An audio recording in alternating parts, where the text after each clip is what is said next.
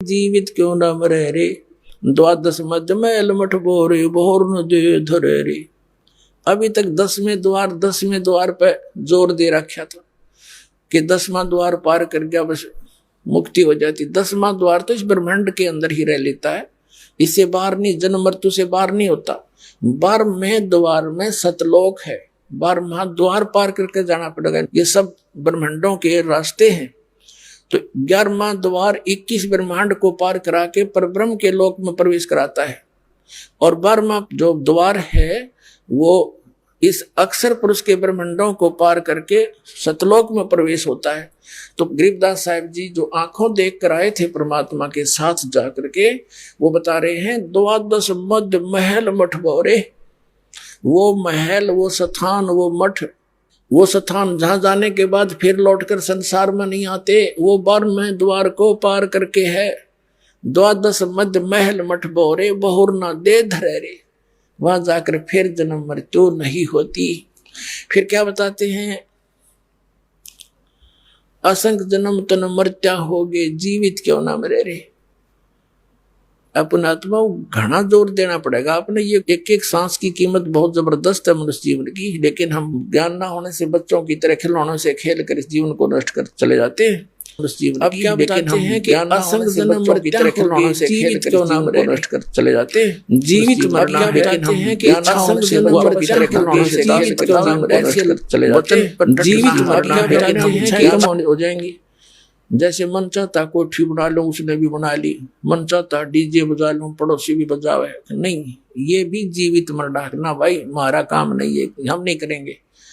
फिर जीवित मरना है, जैसे कोई व्यक्ति, जैसे आपको उदाहरण दिए 5 लाख के एग्रीमेंट के चक्कर में भगवान भक्ति छोड़ के और दौड़ा जा रहा था, ना वो बालक रहे जिसके लिए माया जोड़े था, ना खुद रहा है, और भगवान भी ना मिला।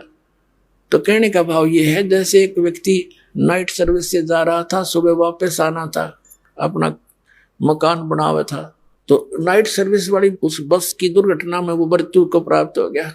अब कितनी स्पीड तो जा रहा था, रात में जाकर वापस आऊंगा, अब वो आप पहना रहे, वो कोठन कौन बनाओगा, क्या करेगा उसको ठेका।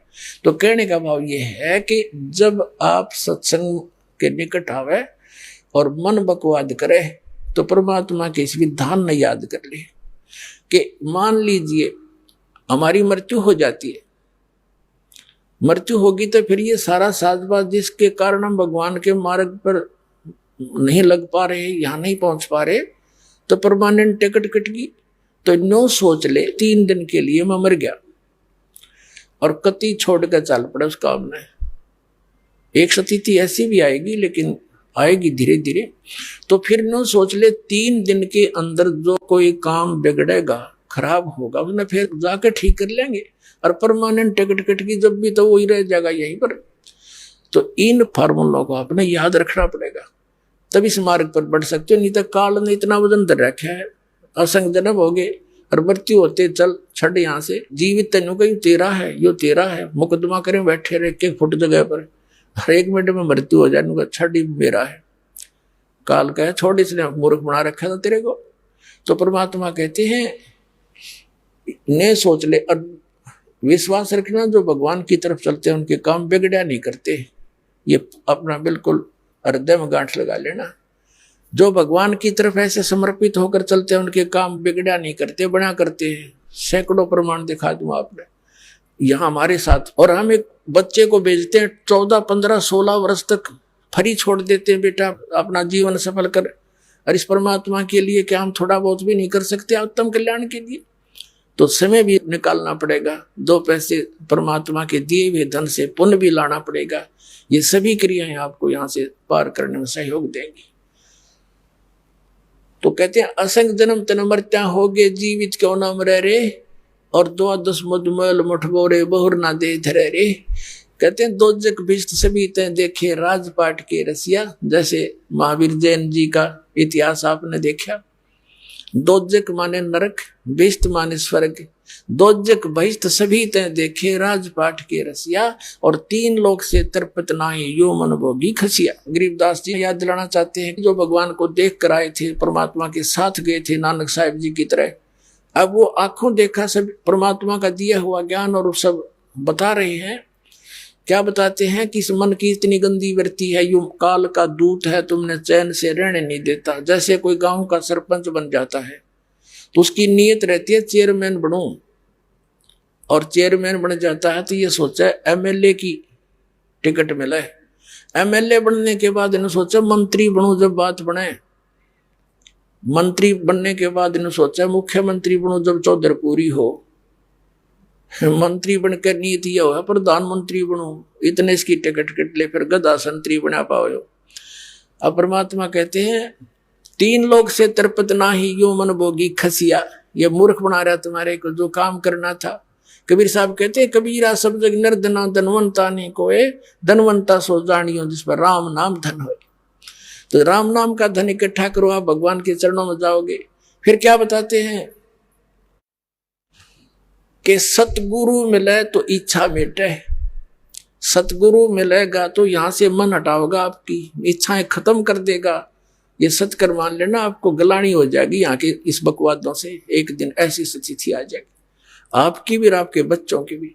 और फिर भक्ति सफल होगी, स्पीड तो चलेगी, क्योंकि उस सुख को प्राप्त करने के लिए हमने यहाँ के सुख छोड़ने पड़ेंगे। क्योंकि स्टूडेंट यदि कॉलेज टाइम में, अपने स्टडी टाइम में और ये बकवादें करता है और भक्ति नहीं कर रहा है तो वो सदा दुखी होता है।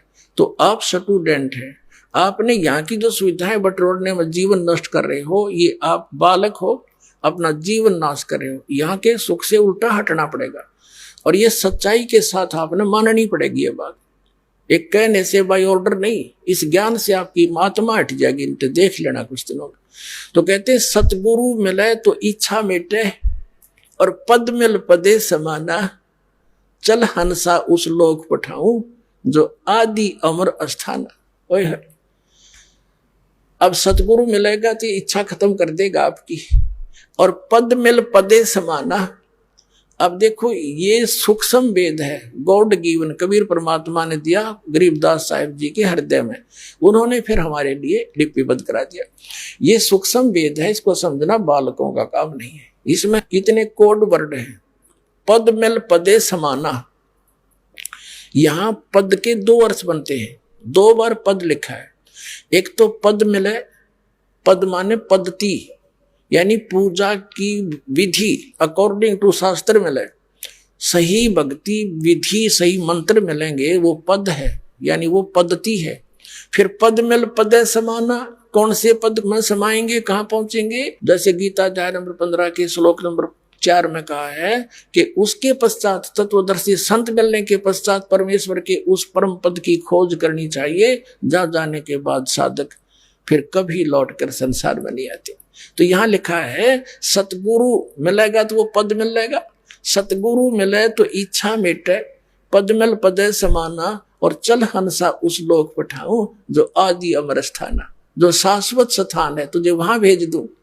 फिर कहते हैं 4 मुक्ति जहां चंपी करती, जैसे यहाँ की 4 मुक्तियां हैं, 4थी मुक्ति ब्रह्मलोक में चले जाते हैं।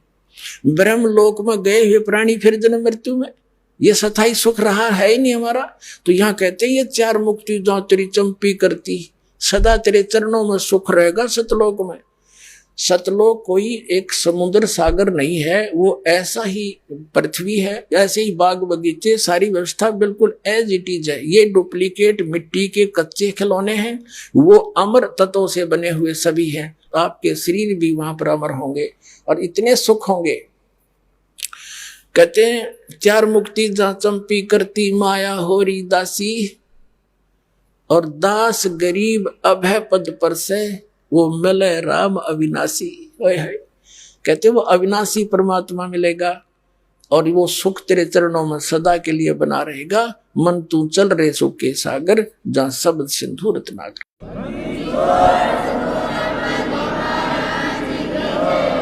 पूर्ण ब्रह्म सारी सृष्टि के रचनहार कबीर देव जी, कबीर साहब, ये हम सभी आत्माओं के पिता हैं, ये जनक हैं हमारे। और अपने का दुख अपनों को ही होता है। अपने बच्चे जब कष्ट में होते हैं तो माता पिता की नींद भी हराम हो जाती है। तो पुण्यात्माओं, हमने एक बहुत भयंकर गलती करी थी, जिसके परिणाम स्वरूप हम यहाँ इस काल के जाल में ये पीड़ाएं सहन कर रहे हैं। हम अपने पिता से विमुख हो गए। जहां हमें सब सुविधाएं उपलब्ध थी, वहां ना वृद्ध अवस्था थी, ना मृत्यु होती थी। हमारा भरा पूरा परिवार था, सब सुविधाएं उपलब्ध थी। हम अपनी गलती के कारण इस काल भगवान के ऊपर आसक्त हो गए, इसके साथ यहां आ गए। और शेष बहुत से जो वहां आत्माएं अभी रह रही हैं, वो वही रह गए, वो इसके ऊपर आसक्त नहीं हुए। वहां हमें कोई दुख नहीं था, हमारी मृत्यु नहीं होती थी, किसी चीज का अभाव नहीं था। हम यहाँ आने के कारण इस काल के लोक में अनेक यातनाएं सह रहे हैं। पुण्यात्माओं, सौभाग्य आपका कि आपका इस समय मानव शरीर है। जिन पुण्यात्माओं को, जिन पुण्य प्राणियों को अब मानव शरीर मिलेगा, धन्य है उनके पिछले पुण्य कर्मों को, और धन्य है उनके माता पिता को जिनसे जन्म हुआ। क्योंकि अब वो समय है कि हम अपने उस स्थान को फिर से प्राप्त कर सकते हैं जहां से हम बिछुड़ कर आए थे। जो सुख हमें सतलोक के अंदर था, उस अविनाशी शाश्वत स्थान के अंदर था, उस सुख की आत्मा को अभी भी याद है, और उस सुख को खोज रहा है ये प्राणी इस काल के लोक में। चीनी की बोरी का कीड़ा और नमक की बोरी में चढ़ जाए, उसके किसी कोने में वो घूमता रहे, उसको वो टेस्ट नहीं आ सकता। कलर एक जैसा है, बोरी एक जैसी है, ठीक इसी प्रकार हम उस चीनी की बोरी को छोड़कर इस नमक की बोरी में चढ़ गए, और यहां हम उस चीनी वाला सुख खोज रहे हैं इस काल के 21 ब्रह्मांड रूपी नमक की बोरी में। ये कभी नहीं हो सकता, या है ही नहीं, वो वस्तु ही नहीं है, तो मिलेगा कैसे, सुख होगा कहां। हमने फिर इस झूठे सुख को ही सुख मान लिया। परमात्मा कहते हैं, झूठे सुख को सुख कहे ये मान रहा मनमोद, ये सकल चबीना काल का, कुछ मुख में कुछ गुप्त। जब से हम इस काल के साथ यहाँ आए हैं, यहाँ आते ही हमारी यातनाएं इसने प्रारंभ कर दी, और उसी दिन से इसने हमारे को भगवान बुला दिया। हमारे ऊपर अपनी त्रिगुणमयी माया का एक विशेष नशा कर दिया, जिस कारण से हम कति भूल गए हम कौन हैं, कहां से आए हैं, हम क्यों यहाँ जन्मते और मरते हैं, क्यों हमारे ये कष्ट होते हैं। किसी को कैंसर हो गया, किसी को अन्य रोग है, या कोई अन्य कारणों से टेंशन लिए फिर रहा है। किसी प्राणी को चैन नहीं, चाहे इस पृथ्वी का पूरी का राजा क्यों ना हो। तो पुण्यात्मा, उस परमेश्वर ने आके इस काल के अज्ञान को हटा के, हम उसकी आत्मा है, वो हमारे लिए भटक रहे हैं और हम उसको पहचान नहीं पाते, क्योंकि काल ने, इस सरपुरुष ने, 21 ब्रह्मांड के स्वामी ने, ब्रह्मा विष्णु महेश के पिता ने हमारे को गलत ज्ञान से रंग दिया। अपने नकली संदेशवाहक गुरु मंडलेश्वर भेज गए और परमात्मा को निराकार सिद्ध करवा दिया।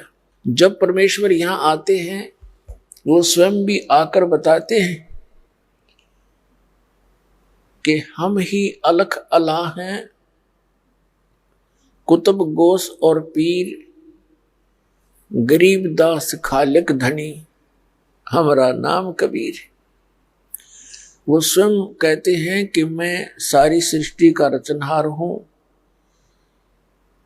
और मेरा नाम कबीर है। लेकिन हम अपने उस अज्ञान विधान के अनुसार परमात्मा को रिजेक्ट कर देते हैं कि परमात्मा तो निराकार है। हम विष्णु जी की पूजा करते थे, उनकी मूर्ति रखते थे, फिर भी जब डिस्कस आपस में होती थी भक्तों की इस नाम दीक्षा और इस ज्ञान से पहले, तो फिर पूछते थे भगवान कैसा है? भगवान तो निराकार है। समाधि लाकर उसके प्रकाश देखा जाता है। हमारी बुद्धि का कोई ठिकाना नहीं था, कोई सतर नहीं था हमारे ज्ञान का। तो ऐसे हम भ्रमित थे, जिस कारण से हम परमात्मा को साकार रूप में पूजते हुए भी हम इतने बालक बुद्धि के थे, फिर भी भगवान को निराकार और केवल प्रकाश ही स्वीकार करके बैठे हुए थे। उस परमेश्वर ने आकर के अपना यथार्थ ज्ञान और सृष्टि रचना की कहानी सारी सुनाई, अमर कथा। फिर कुछ पुण्यात्माओं को वो साथ लेकर के सतलोक गए, अपने निज स्थान पर जहां हम पहले रहा करते थे। उनमें से कौन कौन है वो दृढ़ भक्त, कौन कौन सी है वो पुण्यात्माएं जो दास के नॉलेज में है। आदरणीय धर्मदास साहिब जी बांधवगढ़ वाले, ये एक सेठ थे, बहुत बड़े धनी पुरुष थे। भगवान की चाह में जैसा भी गुरु मिला हुआ था और पवित्र हिंदू धर्म में जन्म था, जैसे भी उन गुरुओं ने रंग में रंग रखा था, उसी आधार से वे पूजाएं करते हुए तीर्थों पर भटक रहे थे। मथुरा के अंदर परमात्मा एक जिंदा रूप धारण करके, एक मुसलमानों के अंदर जिंदा महात्मा होते हैं, एक काला सा ओवर कोट पहनते हैं ओनली, जिसको चोगा बोल रहे हैं, एक घुटनों तक का कच्चा अंडरवियर, सिर पे काला टोप चोटे से वाला, ऐसी वेशभूषा वाले को जिंदा महात्मा कहते हैं। तब धर्मदास जी को मिले, उनको बहुत ज्ञान समझाया, लेकिन हम इस अज्ञान के आधार से इतने दृढ़ होकर बैठ जाते हैं। परमात्मा से कहा कि आप कौन हो? तब परमेश्वर ने कहा कि मैं परमात्मा हूं जिसकी तुम्हें तलाश है। तब धर्मदास जी ने कहा कि आप तो साकार दिखाई दे रहे हो, परमात्मा तो निराकार है। तब परमेश्वर ने कहा कि आप विष्णु जी की पूजा और ये मूर्ति किस लिए लिए हुए हो? ये विष्णु जी क्या है? तब धर्मदास जी ने कहा कि विष्णु हमारे भगवान हैं। तो क्या विष्णु जी साकार हैं या निराकार? कि विष्णु जी तो साकार हैं, फिर परमात्मा कैसा है? कि परमात्मा तो निराकार है। परमात्मा ने कहा फिर विष्णु जी क्या है जो परमात्मा निराकार है? तो नो आंसर, फिर मौन धारण कर लिया। तब परमेश्वर ने कहा कि मैं विधेयी हूं भाई। अब धर्मदास के यह गले उतरे नहीं कि आपका दीख है देही, तुम कहो विधेयी। तब परमात्मा ने कहा धर्मदास देख, मेरे हाथ लगा के देख, जो तुम्हारा शरीर है ना, ऐसा नहीं है मेरा शरीर। मेरा हार्ड चाम का पुतला नहीं है, मेरी अमर काया है। इसमें नाड़ी आदि का जोड़ जुगाड़ नहीं है, हार्ड मांस नहीं है। अब धर्मदास ने देखा रुई जैसा शरीर मालिक का, ऐसे फिर भी गले बात नहीं उतरी। कहने का भाव ये है कि परमात्मा ने कई बार झटके वटके देकर अंतर ध्यान हो गए परमात्मा सामने से। तब धर्मदास जी के एकदम झटका सा लगा कि सचमुच ये तो परमात्मा ही थे। फिर परमात्मा उस प्यारी आत्मा को सतलोक लेकर गए। जब सतलोक में जाकर देखा, वही जिंदा वाला रूप ही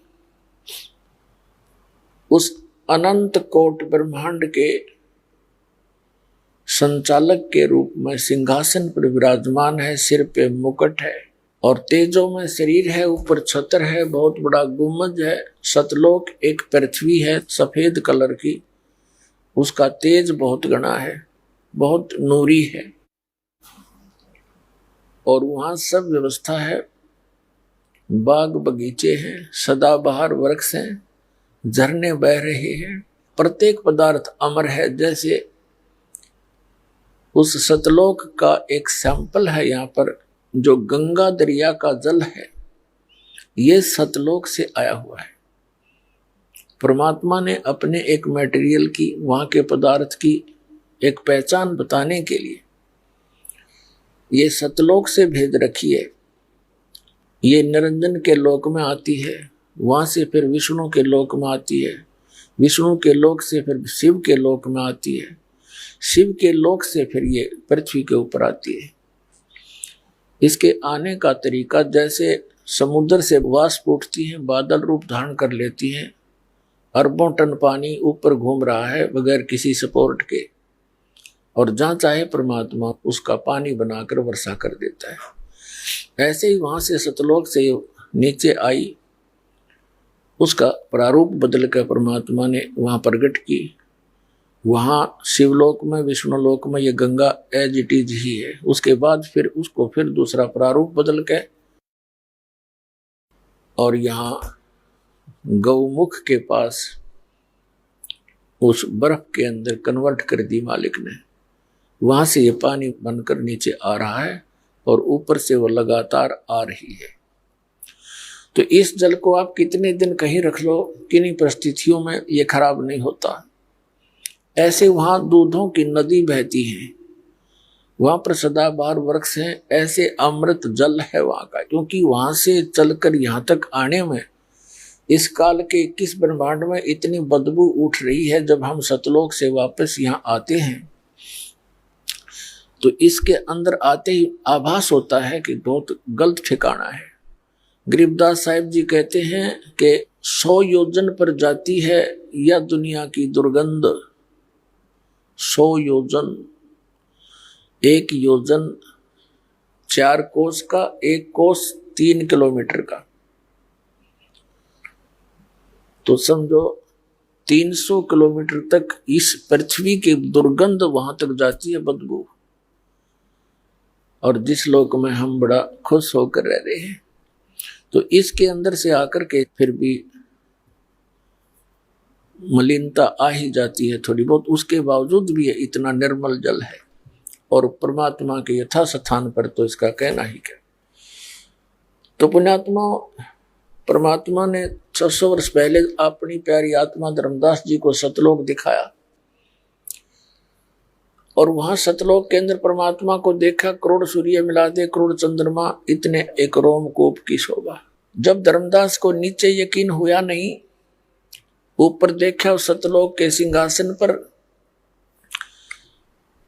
फिर वापस फिर आया, नीचे आकर परमात्मा को देखा तो कहा, हे भगवान, मैं आपके साथ वाद विवाद करके बहुत शर्मिंदा हूं। आप तो सचमुच भगवान हैं, आप तो वास्तव में परमात्मा हैं। लेकिन आपका जो वहां शोभा है, वो शोभा युक्त आपका शरीर यहां नहीं है। इसका कारण क्या है? तो परमेश्वर ने कहा था कि एज इट इज यदि मैं जो का तुम उसी तेजों में शरीर से यहाँ प्रकट हो जाऊं तो तुम्हें कुछ दिखाई दे नहीं, सबकी आंखें बंद हो जाए, जैसे उल्लू सूर्य नहीं देख सकता। इतना तेज तुम्हारी चरम दृष्टि सहन नहीं कर सकती। इसलिए मैं अपना हल्का तेज रूप बनाकर, रूप को सरल करके नीचे आता हूं, और उसी रूप में आ जाऊं, उसी शोभा में, तो ये काल निरंजन को हार्ट अटैक हो जावे, ये बेहोश हो जा, तो ये हमारा नियम भंग हो जाता है। क्योंकि इसने तप करके ये राज्य लिया हुआ है, और तुम अपनी गलती से, सब इच्छा से यहां आई हुई। अब मैं तुम्हें उस स्थान की प्राप्ति, उस सुख को पुनः प्राप्त कराने की एक विधि बताऊंगा। मैं जोर जबरदस्ती बलात् तुम्हें नहीं ले जा सकता, बलपूर्वक नहीं ले जा सकता। मैं विधि बताऊंगा, उस विधि से तुम साधना करना और आस्था पूरी करना हमारे ऊपर, तब तुम सतलोक जा सकोगे।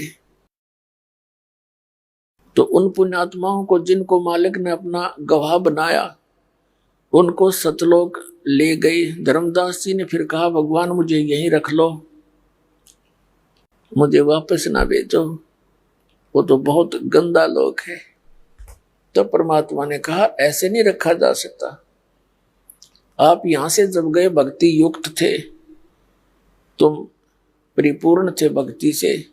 अब तुम्हारी भक्ति, तुम्हारी जो शक्ति वो बिल्कुल खत्म हो चुकी है और तुम्हारे ऊपर काल का बहुत घना ऋण है।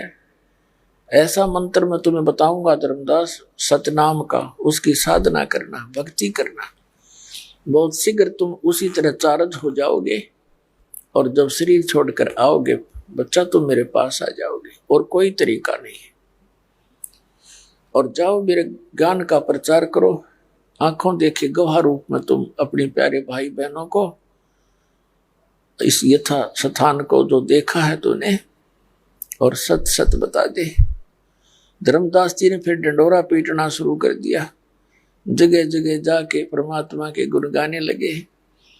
लेकिन काल के दूत पग पग पर बैठे हैं, उन्होंने परमात्मा के इस ज्ञान को हम तक आने नहीं दिया। उसी समय में आदरणीय नानक साहिब जी को परमात्मा मिले। ऋग्वेद मंडल नंबर 9 सूक्त नंबर 86 मंत्र नंबर 26 और 27 में, ऋग्वेद मंडल नंबर 9 सूक्त 82, 82 के मंत्र 1, 2, 3 में, ऋग्वेद मंडल नंबर 9 सूक्त 96 96 के मंत्र 16 से 20 में, ऋग्वेद मंडल नंबर 9 सूक्त 20 मंत्र 1 में, ऋग्वेद मंडल नंबर 9 सूक्त 94 के 94 के मंत्र 1 में, ऋग्वेद मंडल नंबर 9 सूक्त 95 के मंत्र 2 में, 95 के 2 में, और भी अनेकों स्थानों पर यह प्रमाण है कि वो कबीर देव, वो परम अक्षर ब्रह्म सतलोक में रहता है ऊपर, और वहां से वो गति करके आता है, चल के आता है सशरीर।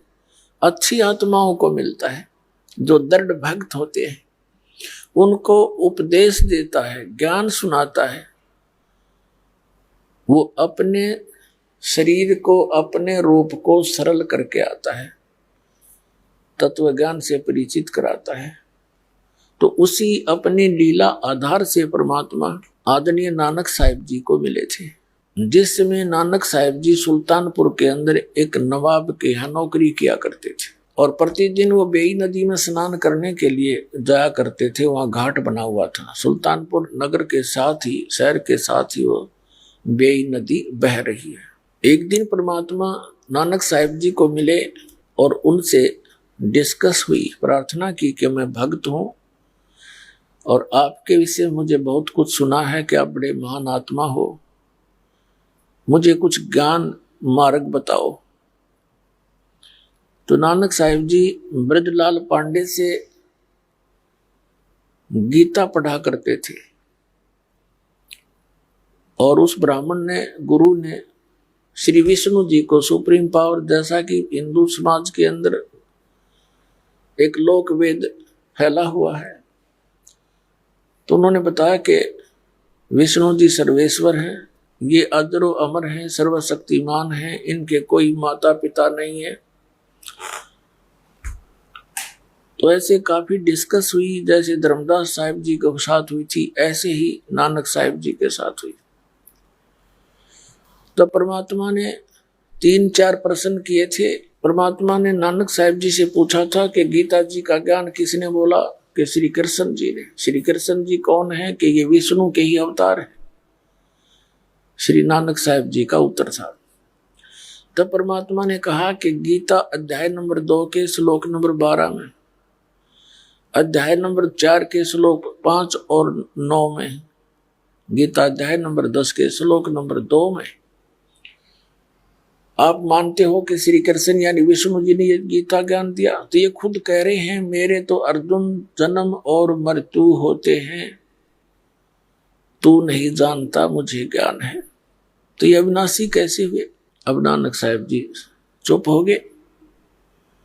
तब परमात्मा ने कहा कि गीता ज्ञानदाता अध्याय नंबर 15 के श्लोक नंबर 4 में कहता है कि तत्वदर्शी संत की प्राप्ति के उपरांत परमेश्वर के उस परम पद की खोज करनी चाहिए जहां जाने के बाद साधक फिर लौटकर संसार में नहीं आते।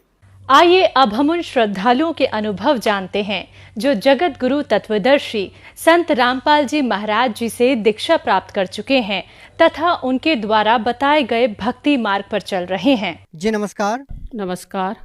क्या नाम है जी आपका? मीरा साहू। मीरा जी, कहाँ से आए आप? छिंदवाड़ा MP। संत रामपाल जी महाराज की शरण में आने से पहले आप क्या भक्ति साधना करते थे? ब्रह्मा विष्णु महेश दुर्गा जी और आन देवता की घर की पूजा पाठ करते थे, कुल देवी की पूजा करते थे। जब आप हिंदू धर्म की पारंपरिक पूजाएं कर ही रहे थे तो संत रामपाल जी महाराज की शरण में क्यों आए? ये दिक्कत आए सर जी कि हमको अल्सर हो गया था और बच्चादानी में थोड़ी सी गठान आ गई थी। तो अब हम डॉक्टर भी दिखाते थे, वैद्य भी करते थे और पढ़ियार फुनकार भी करते थे, तो कोई इस चीज़ का आराम नहीं मिला। तो हम एक दिन जा रहे थे झांसी इलाज करवाने, तो हमको एक संत रामपाल जी के दास मिले, तो उनने संध्या आरती लगाई। तो संध्या आरती लगाई तो बोलने लग गए कि माई थोड़ा सा खसक जाओ। तो हमने खसक गए। तो हम तो 3 महीना हो गए थे सर, खाना नहीं खाते थे। 3 महीना में हम खाना खाते ही नहीं थे, सिर्फ इतनी सी दलिया पीते थे और पानी पीते थे, और तरबूज होता ना तरबूज, तो तरबूज खाते थे, उसमें से लाल लाल निकाल के थोड़ा थोड़ा। तो फिर हमने कि इन्हें बोले वो भगत जी बोले कि सर को बोले, तो हम सरक गए और उन्हें आरती लगाई। हमने आरती सुनी तो हमको आरती बहुत अच्छी लगी। तो हमने कि भैया ये आरती हमको भी दो। तो बोले बेटा ये आरती ऐसी नहीं मिलती। तो हमने कि कैसी मिलती? तो बोले ये आरती बोले इसमें गुरु बनाना पड़ता था। हमने कि हमारे गुरु तो है। तो बोले आपके गुरु कौन से? तो हमने कि ये पंडित गुरु। तो बोलने लग गए, बोले कि बेटा बोले ये पंडित गुरु कुछ लाभ नहीं देते हैं, बोले आप संत रामपाल जी को गुरु बनाओ बोले। तो हमने कही ठीक है, कहाँ आना पड़ेगा? तो बोले बैतूल आना पड़ेगा। मैंने कि हमारे बैतूल में कोई जान पहचान नहीं है। तो बोले मैं तो हूँ बोला। तो मैंने कि सर अब आपका हम नंबर दे दो। तो हमने उनसे नंबर लिए और नाम गए उनके आश्रम संत रामपाल जी के, और वहाँ जाके फिर हमने नाम दीक्षा लिए। बहन जी, जैसा कि आपने बताया कि पहले आपको अल्सर की प्रॉब्लम थी, आपके बच्चेदानी में गठान थी, तो क्या संत रामपाल जी महाराज से नाम दीक्षा लेने के बाद आपको कोई लाभ मिला? हाँ सर, इतना लाभ मिला कि हम तो आप देख ही रहे खड़े हैं। आज हम शरण में नहीं रहते ना, तो हम तो जाने कहाँ चले जाते, वो तो मालिक ही जाने कहाँ चले जाते। हम पे ये दया हुई कि बच्चादानी की गठान भी कहाँ चली गई पता नहीं चला, और वो अल्सर भी है तो कहाँ चला गया पता नहीं चला। और हाँ, सिर्फ जागते उगते हम खड़े हैं, क्या किसका प्राण देना, क्या डॉक्टर का देना? डॉक्टर को किसने बनाया? मालिक ने ही तो बनाया। सब चीज़ का ज्ञान तो उन्हीं ने दिया है ना, मालिक ने। हाँ देखिए बहन जी, आपने संत रामपाल जी महाराज को भगवान बताया। हम आपसे ये कहना चाहते हैं कि अगर आप इस बीमारी को लेके किसी अच्छे हॉस्पिटल में किसी बड़े डॉक्टर को दिखाते तब भी आपकी ये बीमारियां ठीक हो सकती थी। देखो भगवान इसलिए है कि हमको उनने बच्चादानी में लाभ दिए। सर मैं तरह तरह के डॉक्टर के पास गई लाभ लेने, तो डॉक्टर बोलते कि बेटा इलाज करते रहो आप अच्छा रहेंगे। तो मैं मंदिर भी जाती थी, मस्जिद भी जाती थी, हर पढ़ियार के पास जाती थी, कोई के पास लाभ नहीं मिला। तो हमको ऐसे संत रामपाल जी मिले कि हमने उनसे नाम दीक्षा लेने के लिए हमको सब कुछ का लाभ मिला। तो भगवान हम उसी को समझेंगे ना। क्या संत रामपाल जी महाराज से नाम दीक्षा लेने के बाद आपको इसके अलावा भी कोई लाभ मिला? हाँ, अल्सर का लाभ मिला, बच्चादानी का लाभ मिला, घर में हर चीज़ प्रकार का लाभ मिला। और ये मैं आने घर में इतना वो कंसर्ट आता था भगत सर कि खाने को दाना नहीं रहता था, खाने को दाना नहीं रहता था, पास में 1 रुपया नहीं रहते थे। ऐसी समस्या आती थी कि कभी कभी हमारे बच्चे भूखे सो जाते थे, भूखे सो जाते थे। कहाँ से लाते? रिश्तेदार कोई मदद नहीं देते थे, किसके पास जाएंगे? तो हमको तो ऐसा परमात्मा मिला मालिक कि आज हमारे घर में 2-2 बोरा गल्ला है, मालिक की दया से। खाए नहीं जाता मालिक, आज तो सिर्फ कितनी 2 रोटी की भूख रहती है आप, 2 रोटी की, हर चीज़ का, पैसे का, दाना का, शरीर का लाभ, हर चीज़ का। आज जिसकी 4 बेटी है वो कैसे रहती है, उसके माँ बाप कैसे रहते? लेकिन आज हम संत रामपाल के दया से 4 बेटी वाले ऐसे खाते और ऐसे सोते हैं और ऐसे परमात्मा की भक्ति करें संत रामपाल जी की कि मालिक से बहुत भरपूर रहते हैं। सर किसी के 4-4 बेटी, या तो आज के टाइम में तो एक बेटी भी बयाना मुश्किल लिखता है। जिसकी 4 बेटी रहती थी तो वो क्या करता था, उसका तो खाना हराम हो जाता था। लेकिन आज मेरी 4 बेटी है। एक बेटी की मैंने शादी कर चुकी थी, तो उससे बड़ी बेटी की हमने तो शादी की है, दूसरी बेटी की रमेणी की है। दूसरी बेटी की रमेणी की है सर, तो हमने 1 रुपये दहेज में दिए ना 1 रुपये लिए, और इतना अच्छा परिवार मिला है, डॉक्टर मिला है लड़का, और इतनी अच्छी रहती बेटी कि मालिक ही जाने। और कोई लाभ? जी बेटी का है भी 4 महीना का उनको बच्चा है, तो ये सर उल्टा बच्चा बता दिए थे, ये वाला उल्टा, ये सीधा। संत रामपाल जी के ऐसी दया हुई कि पल में सीधा हो गया। बहन जी, जैसा कि आपने बताया कि आपकी जो बेटी है उसका गर्भ उल्टा हो गया था और संत रामपाल जी महाराज ने 1 ही सेकंड में उसको ठीक कर दिया, तो हम आपसे ये जानना चाहेंगे कि किसी संत के आशीर्वाद से या मंत्रों के जाप से इस तरह के लाभ का होना, ये आप लोगों को कैसे विश्वास दिलाएंगे? क्यों नहीं करेंगे, संत रामपाल जी के शरण में जाओ, क्यों नहीं। जैसी मेरी बच्ची का हुआ लाभ वैसे आपको भी होएगा। आप तो मैं उनको दिखा रही हूँ ना, प्रमाण दिखा रही हूँ, रिपोर्ट दिखा रही हूँ डॉक्टर के साथ। और फिर डॉक्टर ने तो दिए गए लिए है, बाद में करे है। जब मेरी बेटी ने प्रणाम करी, मैंने कही बेटा प्रणाम कर वहाँ मालिक से और संत रामपाल जी से, वो चन्ना मत ले। उनने जैसी चन्ना मत ली, जैसी प्रणाम करी, वैसी उनका बच्चा सीधा हो गया। ये तो बाद में बताया है डॉक्टर ने कि भाई ये उल्टा हुआ है, उसके बाद ये चेकअप हुआ, उसके बाद में उल्टा हुई, सीधा उल्टा हुआ है। ये तो अपन को बाद में दिखा है, लेकिन संत रामपाल जी ने पहले ही तो सीधा कर दी है ना मालिक ने।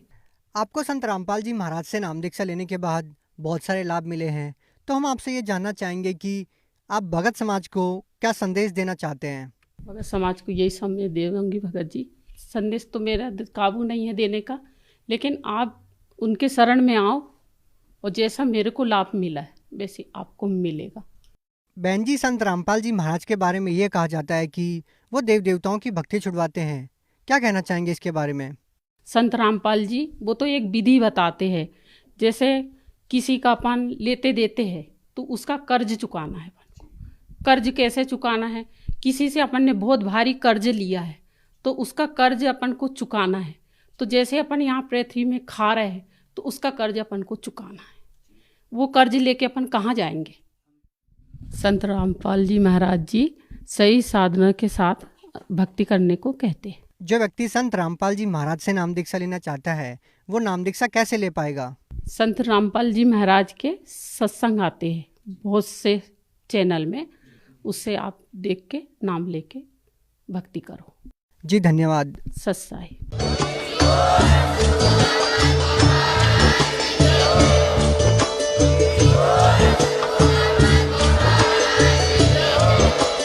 आप सुन रहे थे जगत गुरु तत्वदर्शी संत रामपाल जी महाराज जी के मंगल प्रवचन। अधिक जानकारी के लिए विजिट कीजिए हमारी वेबसाइट www.jagatgururampalji.org। संत रामपाल जी महाराज जी के शुभ आशीर्वाद से पूरे विश्व भर में 500 से भी ज्यादा नाम दीक्षा केंद्र हैं, जिन पर संत रामपाल जी महाराज जी द्वारा ऑनलाइन